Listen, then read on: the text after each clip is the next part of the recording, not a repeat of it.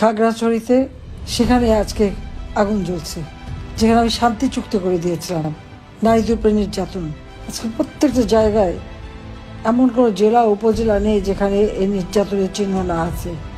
Union থেকে নিয়ে শুরু করে পরিকল্পিতভাবে আজ আমাদের নেতা কর্মীদের উপর নির্যাতন। কি আওয়ামী লীগ করে? আওয়ামী লীগ করলে নাকি দোষ? সেটা এই দোষটা ছিল পাকিস্তানি হানাদার বাহিনীর কাছে, তাদের কাছে আওয়ামী লীগ দোষী ছিল, কারণ আওয়ামী লীগ দেশ স্বাধীন করছে, মুক্তিযুদ্ধ চালাচ্ছিল। কিন্তু আজকে যারা স্বাধীনতা ভোগ করছে, স্বাধীনতার সব সুফল তারা নিয়ে আজকে যে দল স্বাধীনতা এনে দিল সেই দলের বিরুদ্ধে লেগে গেল, এর পরিণতিটা কী হবে সেটা চিন্তা করে?